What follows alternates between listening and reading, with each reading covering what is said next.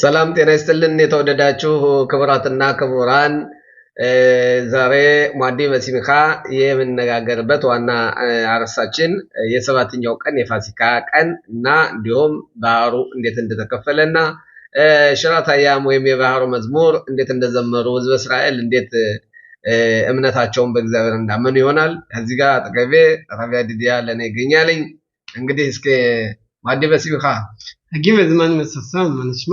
እንዴት ነው ተገባከው ወንድሜ እንደምን አለ እንዴት አላችሁ እንደ ሰላም ናችሁ ክብሬ ይስፋ ኦኬ እና ዛሬ ዋናው አርዕስቱ እንግዲህ ስለ ሰባተኛው ቀን የፋሲካ በዓል ይሆናል። የፋሲካ በዓል እንግዲህ ህዝበ እስራኤል ከባርነት ወደ ነጻነት የወጡበት ነው። ነጻነት ሲባል እንግዲህ ዋና የሃይምሮም የውስጣዊም ነጻነት ነውና እንዴት ነው ይሄን በዓል እንዴት ይዛችሁታል?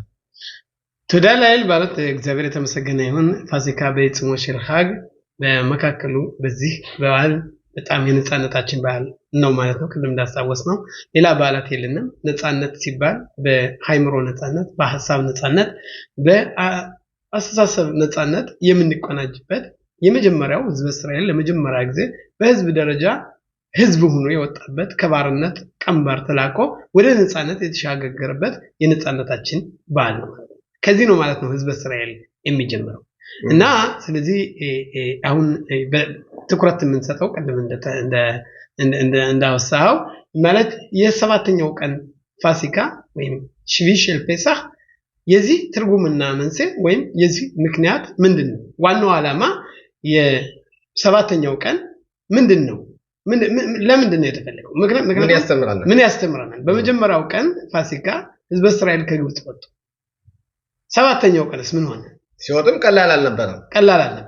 ያ ለማውጣት ይላሉ ሊቃውንቶች እንደሚነግሩን ወይ የኦሪት ጠበብቶች እንደሚሉን ከሆነ እግዚአብሔር በዚህ ዓለም ላይ 3 ጊዜ ለህዝብ እስራኤል ተገልጦ በትክክለኛ እርጥቡን ከደረቅ ለሙን ከጥሬ የለየበትና ጻድቃንና ኃጥአንን የለየበት በእነዚህ በዓለም ላይ ማለት ነው በዚህ ዓለም ላይ በዚህ ምድር ላይ ወርዶ መቼ ነበረ? አንደኛ ህዝበ እስራኤልን ከግብጽ በሚያወጣበት ቀን ማለት በግብጽ ላይ 10 መቅሰፍቶችን ካመጣ በኋላ ህዝበ እስራኤልን ከግብጽ ምድር ከባርነት ወደ አርነት አወጣቸው። ይሄ መጀመሪያው ጊዜ የለየበት ማለት ነው። በህዝበ እስራኤል ዘንድ ውሃ ይጠጣሉ፣ በግብጻውያን ዘንድ ደም ይሆናል። እንደዚሁም ጨለማ በግብጻውያን ይሆናል፣ በህዝበ እስራኤል ዘንድ ደግሞ ብርሃን ይሆናል። እንደዚህ ያሉ 10 መቅሰፍቶችን በመጀመሪያ ጊዜ እግዚአብሔር በግብጽ ላይ ያመጣበት ጊዜ ነው ማለት ነው። ያ የመጀመሪያው የፋሲካ በዓል ለምንድን ነው የምናከብረው? ምክንያቱም ፈርዖን ልበ ደንዳና ስለነበረ ህዝበ እስራኤል አልለቅም ስላለ ዋናው የነዚህ መቅሰፍቶች ዓላማ ምን ነበረ? ህዝበ እስራኤልን ከዛ ከአምባገነኑ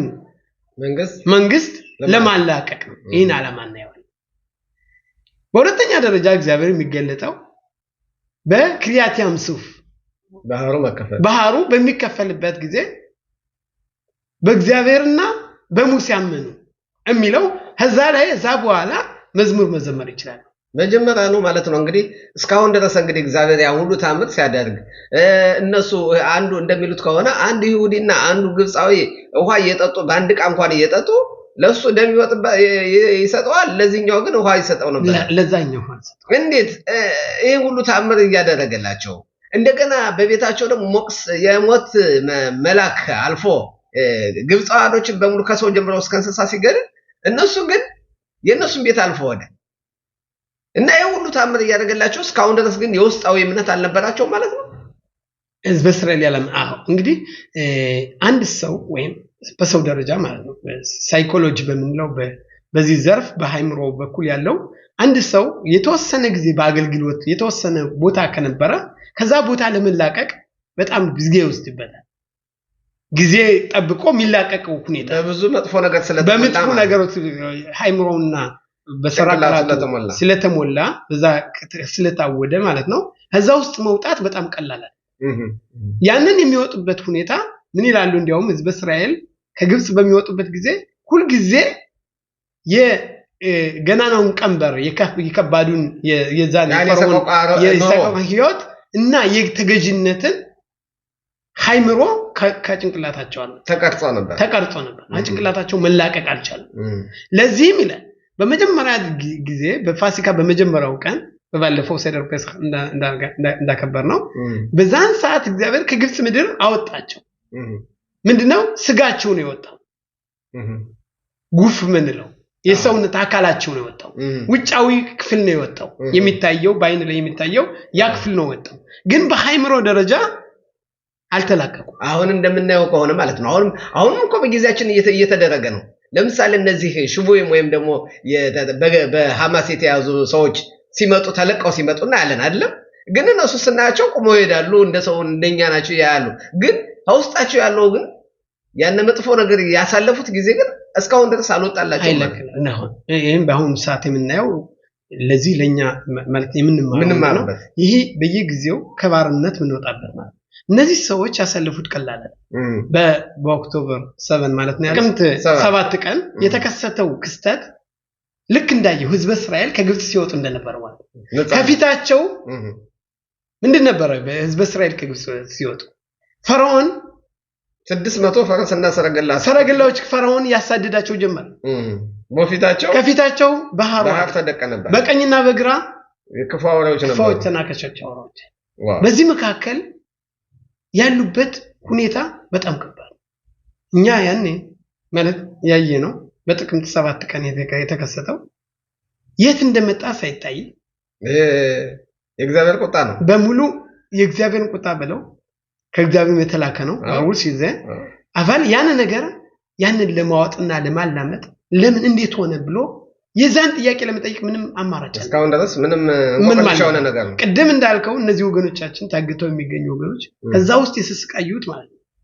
የዛ ሃይምሮ ጭንቅላታቸው ገና ብዙ ጊዜ ለማገገም ብዙ ጊዜ ወስደ ያ ለመጠገን ብዙ ጊዜ ፈጀ ይሄ ሳይኮሎጂ ሰዎችን የሚነጋገሩበት ምንም እንኳን እዛ አዘግጦስ ቢወጡም ሌሎችም አሉ በእግዚአብሔር እርዳታ እኛ ምን ለምነው ማለት ነው የነጻነታቸው እነሱ እንዲቀበሉ ወገኖቻችን በሰላም ከቤተሰቦቻቸው እንዲመጡ መልሳቸው አሜን እና ያን ግን ለምላቀቅ ከዛ ውስጥ የነበረው ስቃይ ለመውጣት ብዙ ጊዜ ወስዷል ስለዚህ ይላል እነዚህ ህዝበ እስራኤል በግብጽ በሚወጡበት ጊዜ ምንድነው የነበረው የፈርዖንን ሐሳብ የዛን የተገዥነትን ቀንበር ለመላቀቅ አልቻለም በመጀመሪያ ናሆን ያጹ ሀጉፍ ያጻም የረጥ ምጽራ እግዚአብሔር አወጣቸው በስጋቸው ወጡ ግን የመንፈስ የሃይምኖ እርማትና የሃይምኖ ነጻነት ግን አልተቀበሉም መቼ ነው የተከሰተው ይላል በቅድም እንዳለ እግዚአብሔር በዓለም ላይ የተገለጸበት 3 ጊዜ ነው ጠላቶቻቸውን ጥሎ አስጥሞ ጠላቶቻቸው ሲወድሙ እነሱ ባህሩ ለህዝብ እስራኤል በቀኝና በግራ ልክ እንደ ግንብ ሲቆም ቀጥታ ሲሄዱ እኮ በእስራኤል ብቻ ሳይሆን በዓለም ላይ እኮ ታመርኮ ነው ይሄ በዓለም ታመር ለማንም ህዝብ ባህር ውቅያኖስ ያህል አልተከፈለለትም ጭራሽ ስለዚህ ይላል ሽድድ ማራኸት ሚላል ሽድድ ማራኸት ማለት እግዚአብሔር ታምር የሚያደርገው ዝም ብሎ እግዚአብሔርን ኃያልነት ምክንያቱም በሰፈሩትና መሰፈሩ አይቀርም ፈርዖን ነሆን ለአብርሃም እግዚአብሔር እንደገባለት ቃል ኪዳን እግዚአብሔር እንደናለው ለአብርሃም በብሪት ቤና በታሬ ወገኖች ራሳቸው ባልሆነች ሀገር ስደተኛ ይሆናሉ 400 ዓመት ይገዛሉ ከዛም በኋላ ይጽበርኹሽ ጋዶን በብዙ ሀብት ይወጣሉ መገዛት ነበረባቸው ይተገዝተዋል ግን ፈርዖን የበለጠ በህዝብ እስራኤል ላይ ሰውነታቸውን እንዲገዙ እግዚአብሔር ፈቀደ ነገር ግን ጭራሽ እንዲያጠፋቸው አልፈቀደም በዛን ሰዓት ወንዶችም ሁሉ ምን ያደርጉ ነበር ጭቃ ውስጥ ከቀባ ውስጥ ያሰጥማቸው ያም እንዳብነት ምናየው የሙሴ ትውልድ ነው ይሄ ነገር ለምን ሆነ ለምን እንደ እሱ የፈለገው ለምንድን ነው ለምን ወንዶችን ጭቃ ውስጥ ጣሉ ሴቶችን በህይወት ትኖራል በትክክለኛ በኦሪት ላይ ምናየው ከተወሰነ ጊዜ በኋላ ከጣላቶቻችን ጋር ውጊያ ከገጠመ እነሱ ያግዙናል እነዛ እኛ እናልቀ ወንድ ኃይል አለው እነሱን እናጥፋ ብሎ በወንዶች ላይ ተወሰነ እግዚአብሔር በኋላ ራሳቸው በተነጠኑት ገመድ ማለት ነው ራሳቸው በፈተሉት ገመድ ባዘጋጁት ወጥመድ ልክ እንደ ሃማን ማለት ነው እግዚአብሔር ያንን ይጠብቅ ስለዚህ ምን ያላል የፈርዖንና ሰረገላዎቹ ሁሉ ህዝበ እስራኤል ከግብጽ መውጣታቸውን በሰሙ ጊዜ በሙሉ ህዝበ እስራኤልን ለማከተል ህዝበ እስራኤልን ለማውደም መጡ ለመያዝ መጡ በዛን ሰዓት እውነት አይን ብሪራ ከፊታቸው እንዳለው ምንም አማራጭ አልነበር ከፊታቸው ባህሩ ነበር ከኋላቸው ግብፃን ነበሩ በቀኝና በግራ ቀደም እንዳለው በዛን ሰዓት ግን መሪ ማነው ነበር ምንድነው የሚለው እዚህ ላይ ወሪት ላይ ምንድነው የሚለው ህዝበ እስራኤልን በጣም ጮሁ በግብጽ ምድር መቃብር የለም ሚዛቆ ያለሽም በግብጽ ሀገር መቃብር የለንም ማለት ነው ምን አላቸው ሙሴ እነዚህን ዛሬ በፊታችሁ መታያቸውን አህዛብ ሁሉ ነገ ጠዋት አታያቸው ለእግዚአብሔርነን ተአምርና ትንግርት ተከተሉ በልባችሁ ያዙ አለ ያንድ መሪ ልክ እንደ ሙሴ አይነት መሪ የመሪ ኃላፊነት ህዝቡን ማበረታታት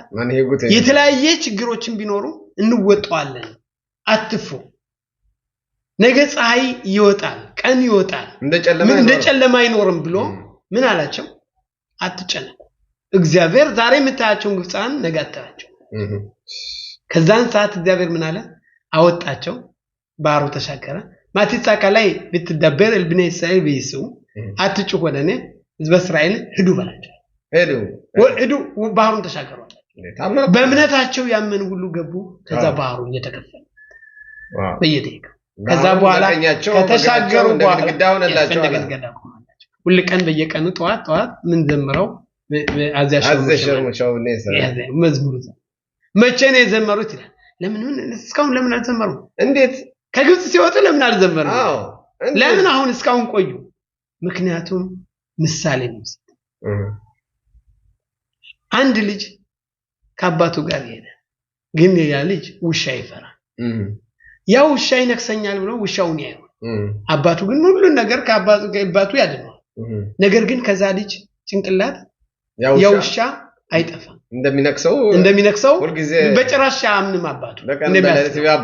ይባባል ስለዚህ ምን አደረገ ልክ እንደዛው ሁሉ መቼ ነው ታዲያ ውሻ ያ ልጅ በዛ ሐሳብ ከዛ ሐሳብ መቼ ነው የሚወጣው አባትየው ውሻውን ሲገል ውሻው ሲሞት በቃ ባይኑ ሳይ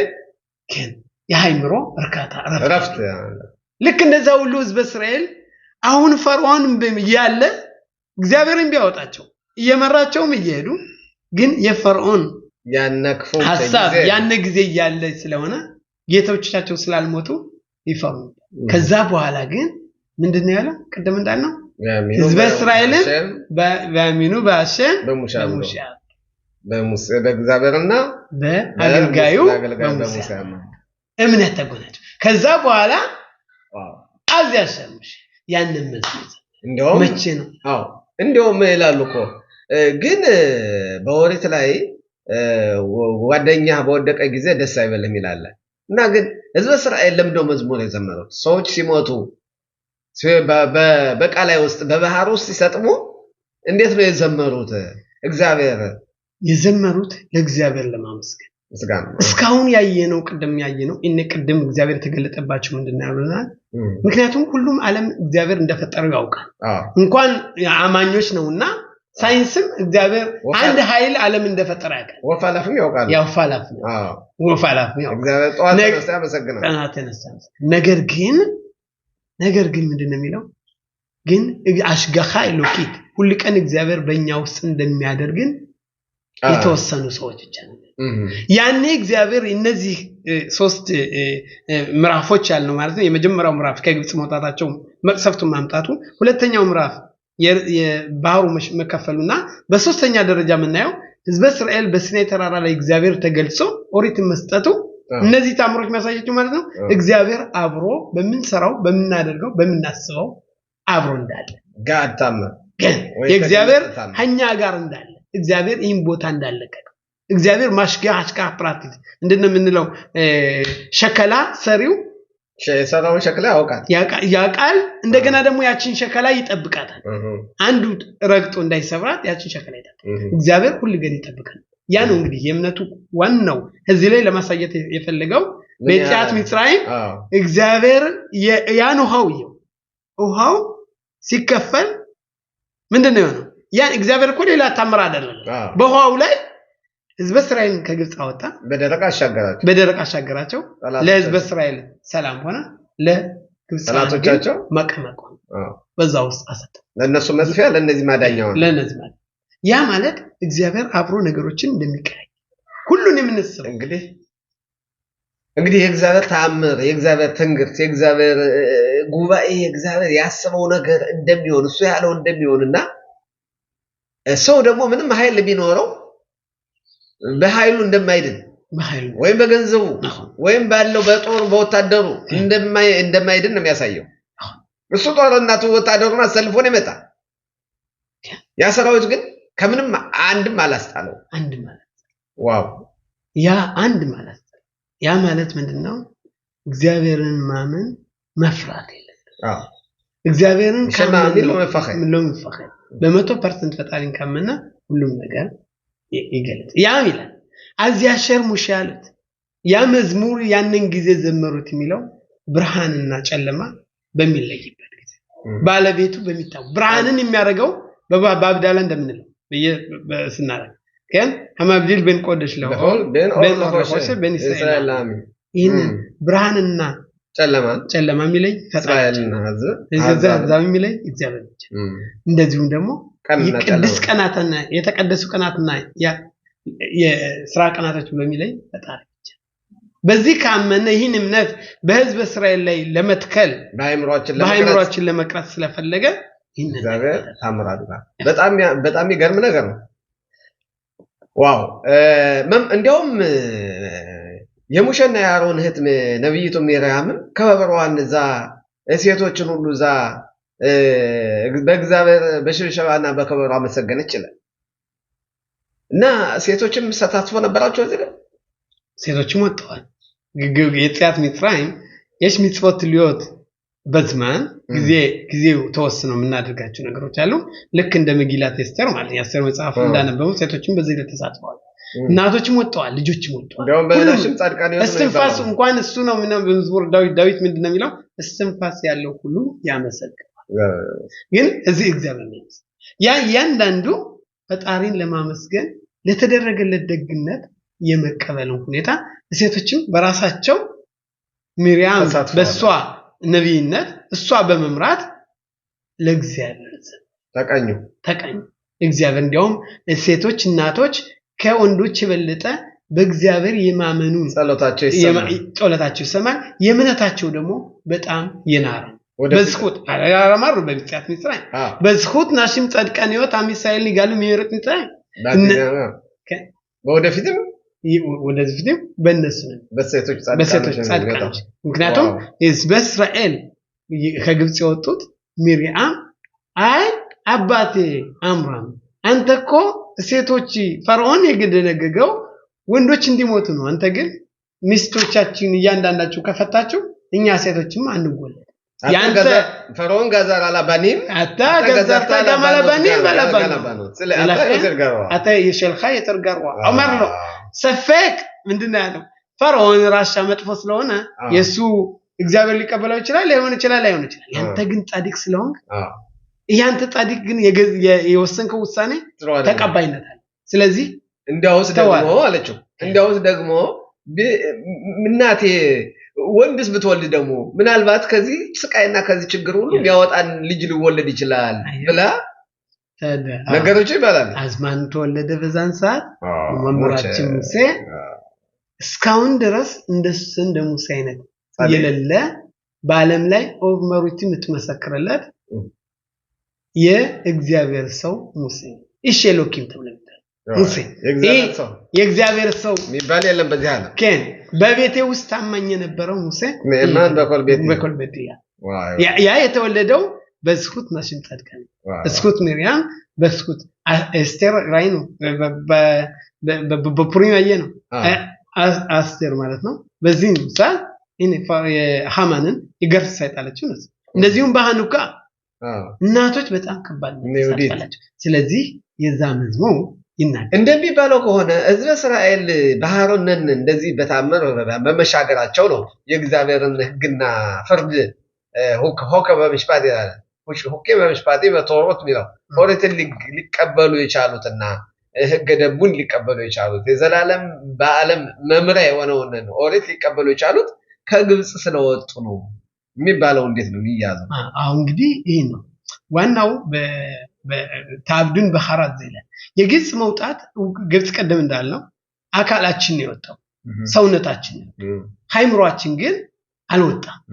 ያ ማለት መጀመሪያ ጠላቶቻቸው መሞታቸውን ያዩ ሁለት አይነት ሽላብ አርሾን አለ ሽላብ አርሾን ምንለው አንደኛው ህዝብ እስራኤል ከግብጽ መውጣታቸው ጨግረታቸው መውጣት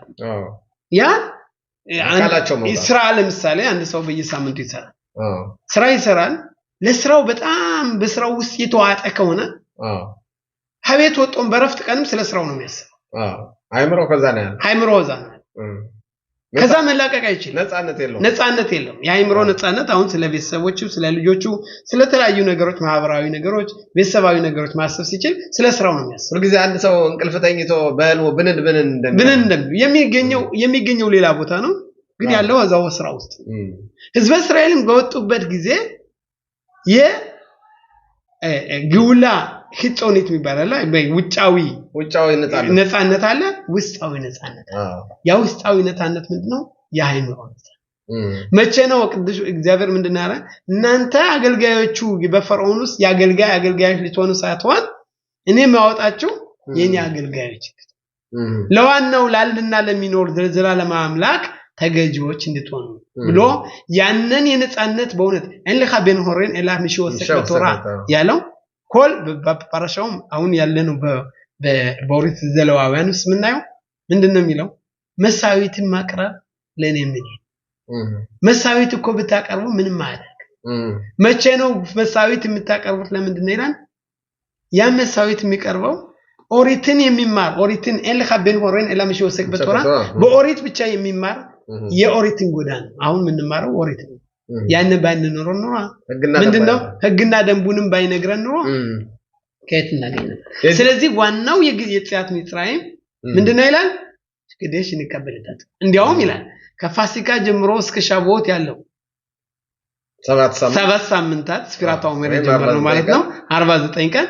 ሆላሞይድ ጋዶል ይባላል ትልቁ ሆላሞይድ ለምንድነው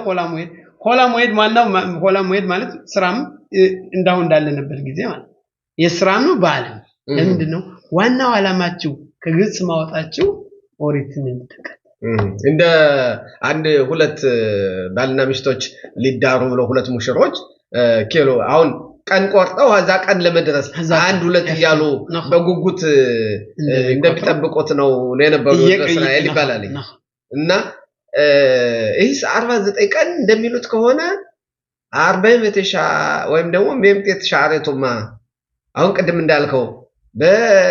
በውስጣዊ ነፃነት አልነበራቸው ለምን ውስጣዊ ነፃነት ያልነበራቸው ከዛ ውስጥ የነበሩት ከ49 የርክስና ውስጥ ገብተው በሐዛብ ውስጥ ስለነበሩ ያነ አእምሯቸው ሁሉ በዛ መጥፎ ነገር ተሞልቶ ስለነበር ያነን ከዛ ንጹህ ለመሆን ነው ይሄን 49 ቀን እንደገና ደግሞ መንጻት የተሰጣቸው ይባላል ለዚህ ቆሜ ማለት 49 ቀን እያንዳንዱ ደረጃ አለ እያንዳንዱ ሳምንት 7 ሳምንታት አለው 7 ሳምንታት አለው እያንዳንዱ ሳምንታት ራሱን የቻለ ደረጃ አለ ብትወጣ ስለዚህ እግዚአብሔር ምንድነው ቅድም እንዳለ ክሪያቲያም ሱፍ ነገሮችም ይቀይሩት ወዲያው በ49 ሻሬቱ ማንክንሱ ከደለ ታየር ወታም 49 ሻሬቱማ ሻሬት ታሃራ እንጻፍ ምትከደ ስለዚህ ምትሐዲሲም ነተሮይ ሲያከደ ቢዲክ ማሻማር ነው ያልነው ማለት ነው ልክ እንደዚህ ህዝብ እስራኤል ከግብጽ ወጣው ዋናው ዓላማ እግዚአብሔር አምላካችን ከግብጽ ያወጣን ኦሪት ስለዚህ ኦሪት ቅዱስ ኦሪትን ለመቀበል ደግሞ እንደረከስክ ሳይሆን መቀደስ አለብህ ማለት ነው መነጻት አለበት መቼ ነው አሁን ታዲያ ይሁሉ እነዚህ ሁሉ እስካሁን ያልናቸው ነገሮች መራዎች ማለት ነው ከግብጽ የወጣን እግዚአብሔር ተገለጠልን በመጀመሪያ ደረጃ አማርም ከግብጽ አወጣን 10 መቅሰፍቶችን አመጣው ከዛ ባህሩን አሻገረ እርጥምና ደረቁን ለየ ህዝብ እስራኤል አስተማራቸው በያሚኑ በአሸም በሙሴ አብዶ በሙሴ በእግዚአብሔርና በሙሴ አመኑ እምነት ተጣለ የእምነት መስመር ተሰመረ ከዛ በኋላ ኦሪትን በሚሰጥበት ጊዜ የዘላለም ጥሪታችን አሁን ምን እንማረው የተለያዩ ችግሮችን በሚመጣበት ጊዜ ዛጉላ አዲስ ሶፋ ጉላ እግዚአብሔር መስዩን እስኪምልክልን ድረስ በእግዚአብሔር ዳታ ወሰኛው ቤተመቅደስ መምራችን ሙሴ ኦሪትን በስናይ ተራራ ከእግዚአብሔር ተቀበለው እግዚአብሔር በህዝብ ደረጃ ላይ ተገልጾ ሁለቱን ሁሉ ደጋግመን እንዳልነው ሁለቱን የመጀመሪያ ቃላት የሰሙት ህዝበ እስራኤል ከእግዚአብሔር ዘንድ የተገለጠላቸውና ኦሪትን ሰጠን ለዚህ ነው ባላትም እናከብረው ኦሪት ስላለን ሰንበትም እናከብረው ኦሪት ስላለን እግዚአብሔርም እናከብረው በሰው ዘንድ ያለን ኦሪትን ስላለን ኦሪት ባይኖር ኖሮ ምን ከሞ አንድ እንደሚሉት ከሆነ ምን እንትን የሌለው አይም ማይ ሰው እንደው በእንትን እንበልና በምሳሌው ልክ ማያይ ሰው ግድግዳን እየዳሰሰ እንደመሄድ ማለት ነው እምነት የሌለው ሰው ደግሞ እንደዚህ ማለት ነው ኦሪት የሌለው ሰው ኦሪት የሌለው ብርሃን የሰጠው ከሚጽዮን ተጽቶ ባድባራሽ ኢየሩሳሌም ኦሪት ከእግዚአብሔር ዘንድ ያልተቀበለ ሁሉ ሌሎችም የተለያዩ ግዚያው መጪ ሃይማኖቶችም አሁን የመጡትም ቢሆን ዋናው የሚወስዱት ኦሪት ሌላ ነገሮች ሰው ሰራሽ ቢሆኑ ምክንያቱም ዋናው ኦሪት ይህንን ደግሞ ያጎናጸፈን እግዚአብሔር ከባርነት ቀንበር ካላቀቀ በኋላ ነጻት እግዚአብሔር ነጻነት እንደሚሉት የኦሪትን ትምህርት ተምረን ብናውቀው ዓለም ብርሃን ነች ጨለማ መስሎ ይላሉ ይሄ ግልጽ ነው ማለት ብርሃን የሚያደርገው ህግ የሌለው ሰው ብርሃን ምክንያቱም በሰው ደረጃ የሚመጡ ህጎች የሚደነገጉ አንድ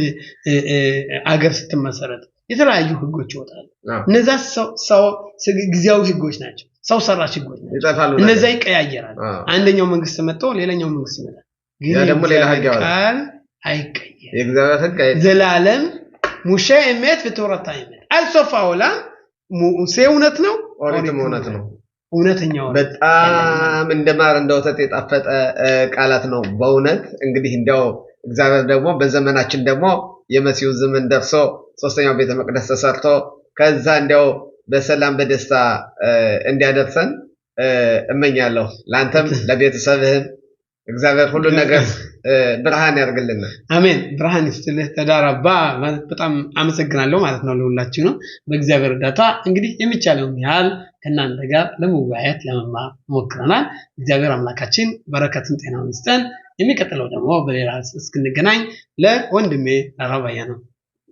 ያለና በጣም አመሰግናለሁ ተዳራባ ወዲ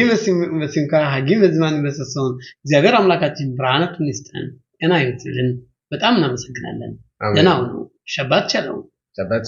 ሀቅ ሰሚያ ሰላም